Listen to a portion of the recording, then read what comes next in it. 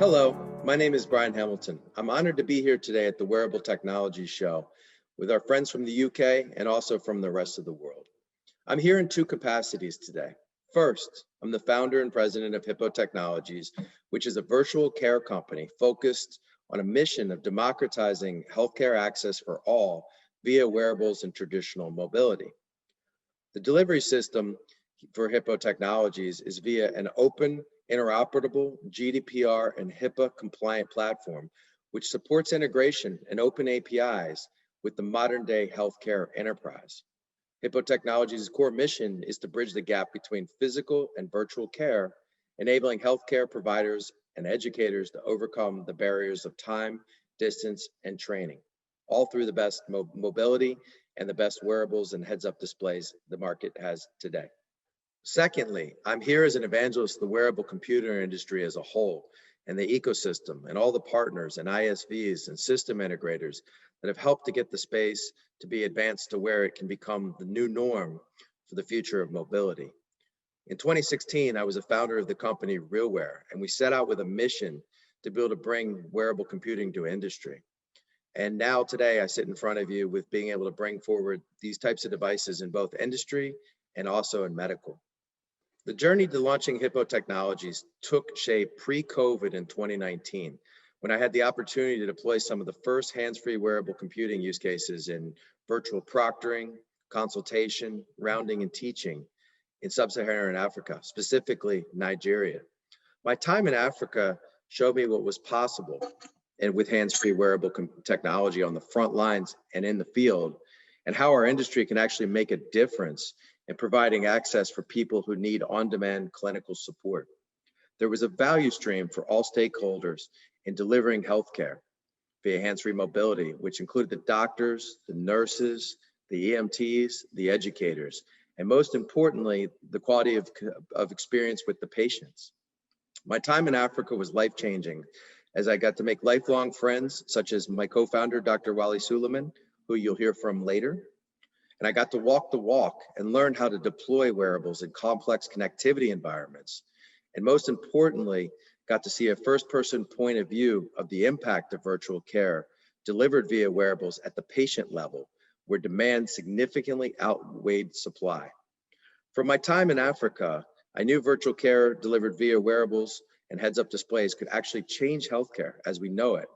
But I had no idea how fast this change wave was actually coming with a global pandemic upon us. So the first thing we did is try to figure out how we could help.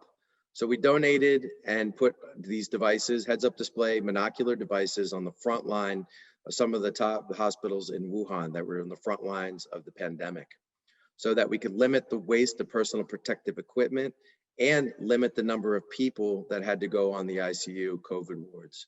We then launched at Johns Hopkins Suburban Hospital in cardiology, followed by rollouts in Norway and Europe.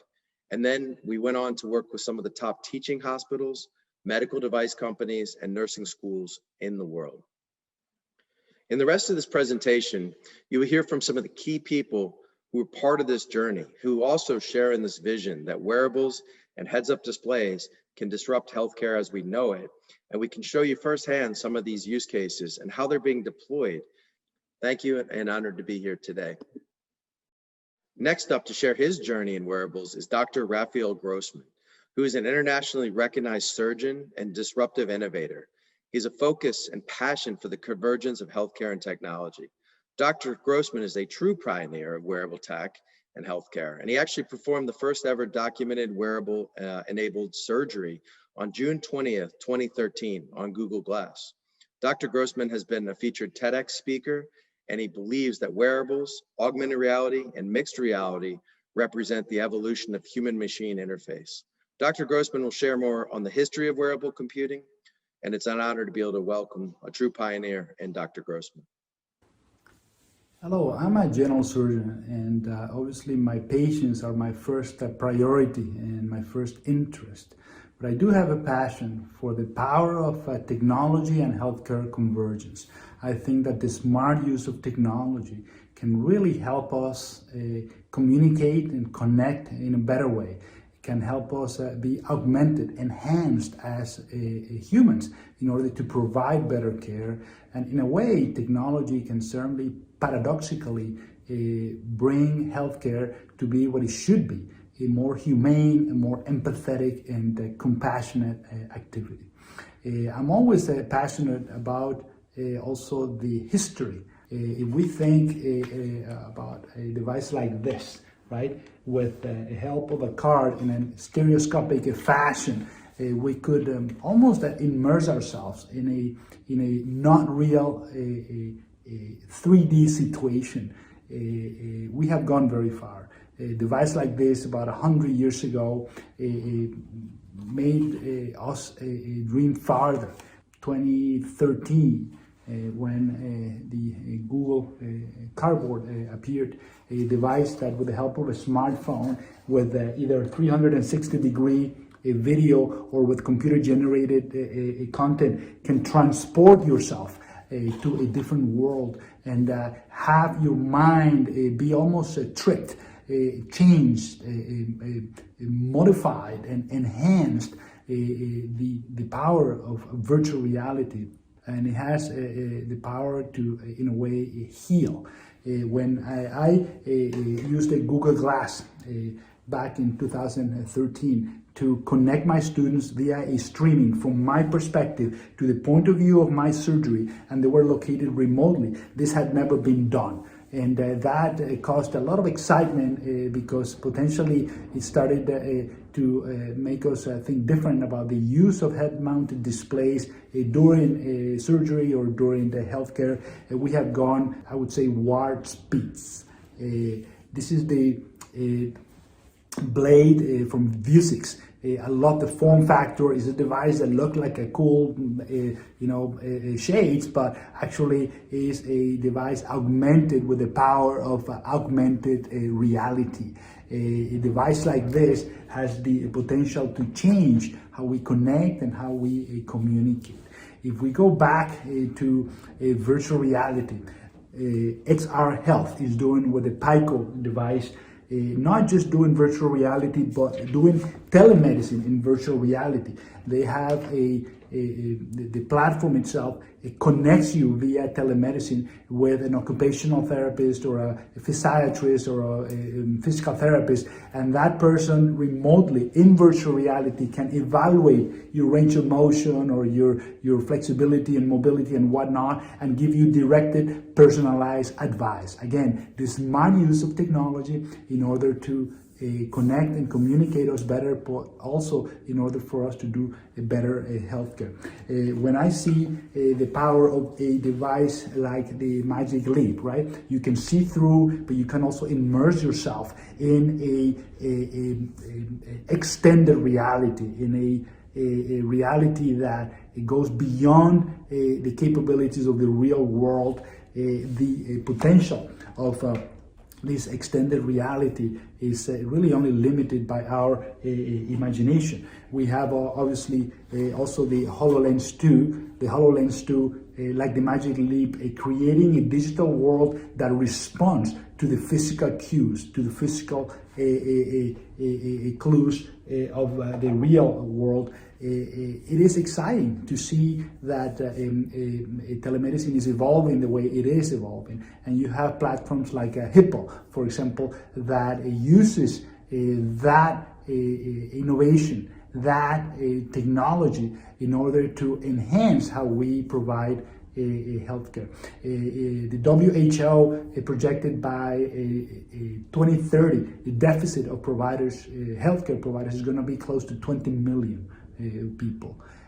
So the only way to equilibrate that balance is to use technology in a smart way. Remember, healthcare is a human right, and I profoundly think that using technologies like Hippo or platforms that use the technology in a smart fashion to connect and communicate better is the only way, or at least one of the very good ways in order to make that dream of healthcare for all us in a very equitable and democratized sort of fashion could happen. So I'm look forward to connect with you in Twitter or LinkedIn or through my website. And I thank you for allowing me to share some of my insights. Thank you very much. Thank you, Dr. Grossman.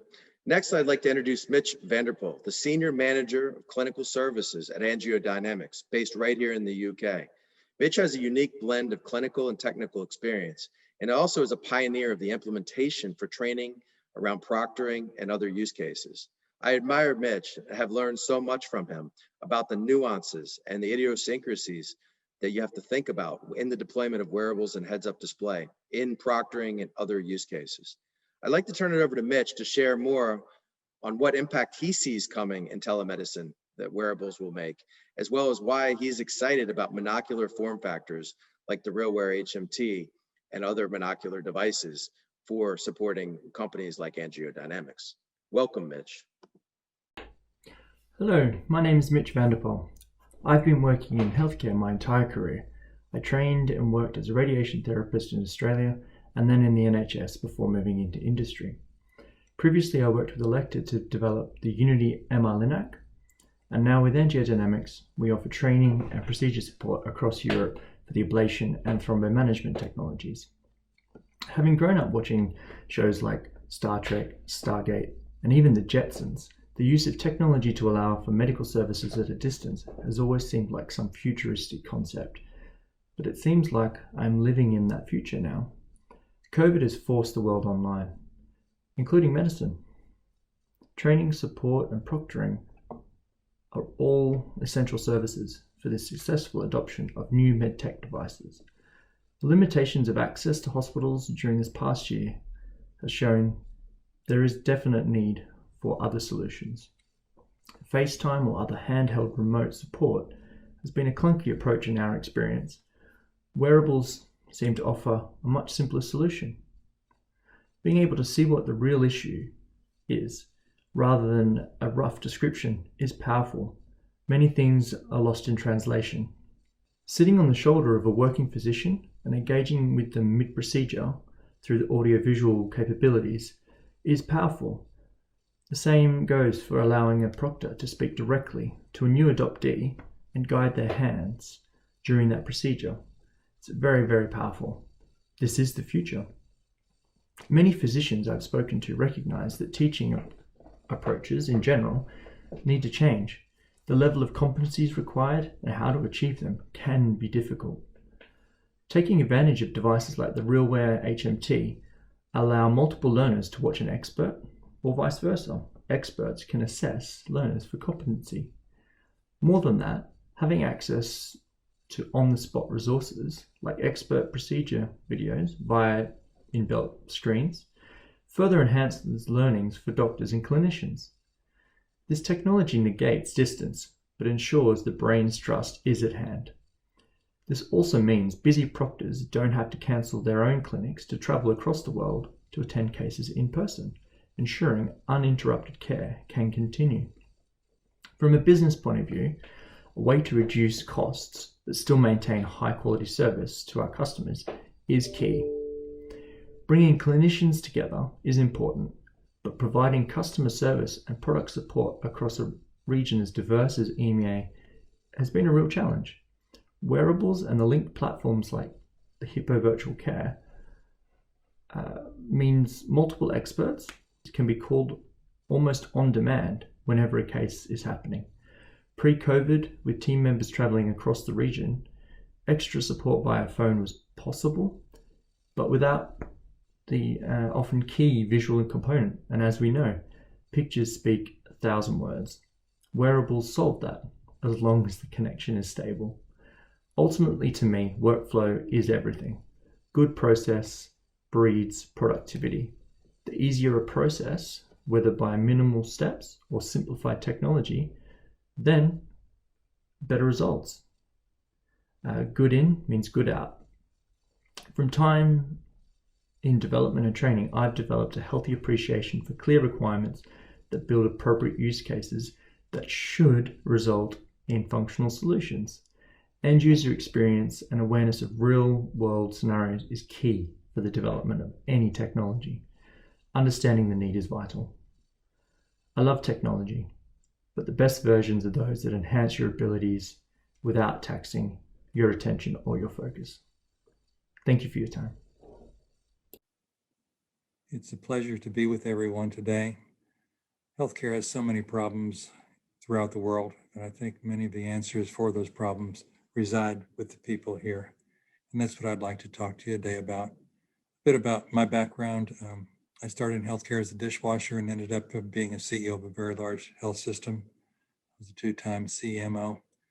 Began practice in a small town and ended up in a very sophisticated national referral center. All this to say that there are many perspectives on this, and that's what's sometimes confusing. But I think that we know that healthcare really needs radical change, and radical change with established organizations is very difficult. The word destructive change is often used, disruptive change, but I really think the right word is transformation.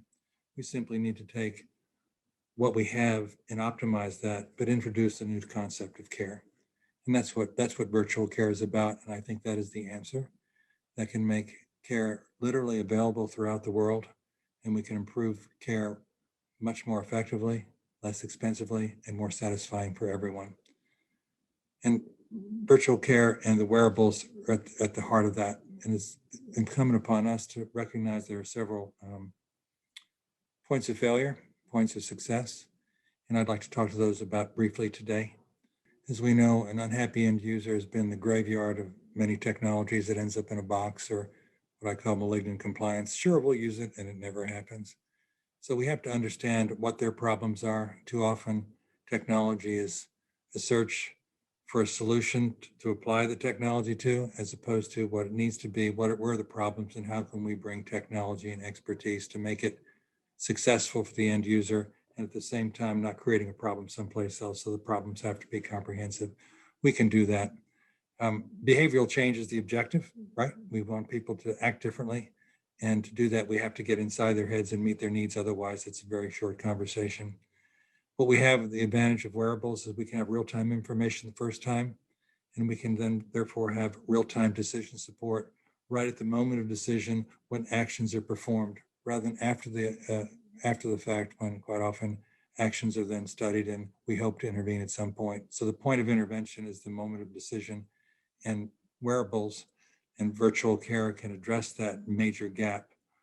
Other things that we don't consider are feasibility. Really, how doable is this for the client? Having been on the other side of the table or been on both sides at different times, if it's not feasible, it's a very short conversation. Is it affordable? Affordability worldwide is a particular problem that we need to understand, and Dr. Suleiman can address that. We've all worked abroad. During my final 4 years at my large institution, I was in charge of international, and you get a firsthand appreciation for how difficult things are and how we have to do things very differently in order to succeed. Then, of course, access. The motto at our company is access for everyone, everywhere. And I think that's doable when you take assets that then can be unleashed to be brought in new ways to people where they live, their places of preference.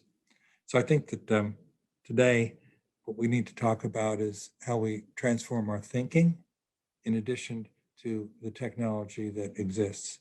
Quite often, as you know, in the past, one transformation is a good example is the car. When they first came out, they looked like buggies because it was thought, well, we'll just make this incremental change. What's present in the audience today is the opportunity for true transformation.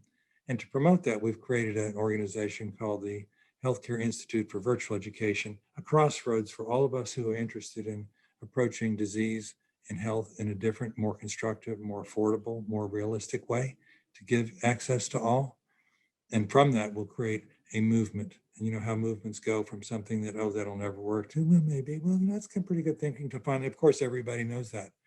And if we can get solutions to real world problems as examples, nothing teaches better than an example, then we can start that movement and leaders can then safely get in front of, and then we've got a solution. So I welcome the opportunity to work with you, and I can learn from you. Perhaps I can share some things that'll help some of you in the audience so that we can get this movement going and meet the needs of the world that are currently unmet. And it's unraveling many parts of the world, and will continue to do so at a faster rate as we do what we're capable of and what is needed. I look forward to that. Hi, everybody. I'm Professor Wali Sulaiman. I'm one of the co-founders of Hippo Technologies, and I'm the Chief Medical Officer. I am also the Chief Executive Officer and the Chairman of R&D Global, which is dedicated to healthcare development, hospital management, operations, and development in sub-Saharan Africa.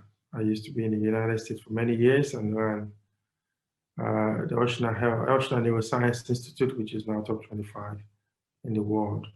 But I'm so excited to be back in Africa, trying to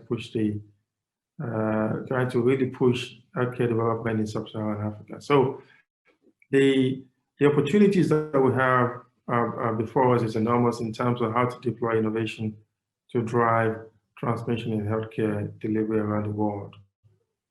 The challenges to healthcare in sub-Saharan Africa are enormous. I think they range from infrastructure, equipment, access roads to get to the healthcare facilities, electricity, water. But I think one of the most significant ones that you would agree with me is having adequate healthcare personnel, which is manpower.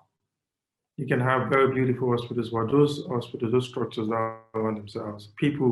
Healthcare workers make hospitals work, especially skilled and knowledgeable healthcare workers. So when you now take that as I've just said it, and if you agree with me, you will know that if we can solve the problem of access to good doctors, to good nurses, good support staff, I think you would have transformed the outcomes of healthcare, of health management, of patient care around the world. And that's why wearable devices come into play, such as Hippo technology. I think what we have been able to demonstrate with the Hippo device is that we can actually take care of the patient in the clinic to get a quick second opinion from an expert from anywhere around the world if we have good connectivity. We have done rounding in the hospital to actually give some opinion, or maybe a post-op patient that a surgeon needs to see that is in another facility. We've been able to do that successfully. We've rounded an intensive care unit, getting opinion from an intensivist.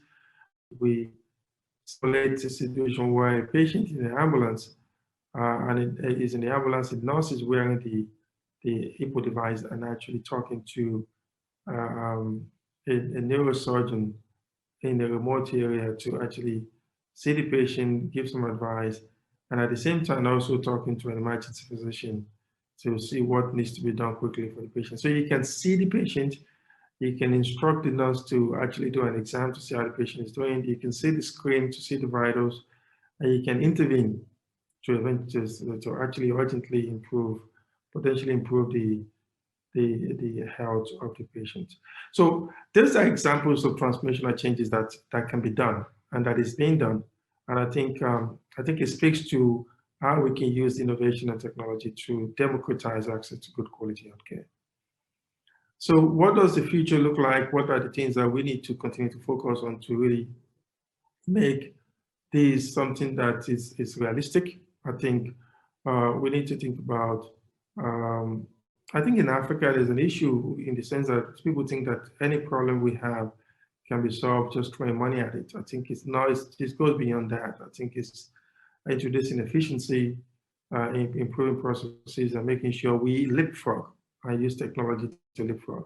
So I think one of those opportunities is the Hippo technology and wearable telemedicine devices. So I think the future is extremely bright. I think we need to find a way to make these technologies affordable. We need to find a way to make them more cost effective. We need to partner with other industries such as internet technology to make sure the penetration of internet is really good. We need to deploy software that will allow us to be able to capture the clinical encounter and be able to generate a clinical note that would document the care of the patient to maintain care continuum. We need to partner with philanthropic organizations that will make these business venture viable, so that we can give access to many more people around the world to good quality of care. And I think the most important one is probably primary care. So if you look at one of the biggest healthcare challenges that we have in sub-Saharan Africa is the significant morbidity and mortality from non-communicable diseases such as hypertension, diabetes. So hemorrhagic stroke is increasing significantly in Nigeria. They have more amputation from diabetes than from any other type of injury. So imagine if you could manage doing, you could introduce population health management, managing this group of patients in the most cost-effective way, and making sure they take the medications, they adhere to their diet and also exercise. So you prevent them from having strokes, you prevent them from having their legs amputated. So I think there's so many applications, so many things that we can do using this technology to advance healthcare around the world and democratize access to good quality healthcare. So I'm excited. We're here at the battlefront, and we're doing what we need to do to make sure that healthcare is not a privilege to just to some people, but that anybody that needs access to good quality healthcare would have it. And I think technology, especially Hippo technology, is really positioned to deliver on that. In conclusion, the wearable industry is at the forefront of healthcare, redesign, and transformation, and we're all part of this evolution. So how can you learn more and get involved? First, please feel free to reach out anytime so we can discuss your use cases and your areas of interest. Feel free to send an email to info@myhippo.life, myhippo.life. We can discuss your use cases, we can ideate on your requirements, and we can talk and welcome the discussions of the KPIs that are relevant to the ROI of wearables in healthcare. Second, we have an online community that we formed called The Hive. If you go to www.hippohive, www.hippohive.org, we have a community forming of people that are at the epicenter of changing virtual care in the future. Educators, physicians, nurses, technologists, everybody coming together to talk about what the future of virtual care will be. Third, engage with the different wearable companies. There's wonderful wearable companies in the market. Lean forward, try their products, get to know their solutions, figure out what are the different and unique use case selling points for each different type of wearable and each different form of mobility. So lean forward, engage, and enjoy. I'm really excited about what the future will hold in a post-COVID world for virtual care. I know it's been a very difficult year. One positive out of this is that we've got to experience new, different ways to think about virtual care and digital transformation in healthcare with mobility and wearables. Thank you very much. Appreciate you being here. Bye-bye.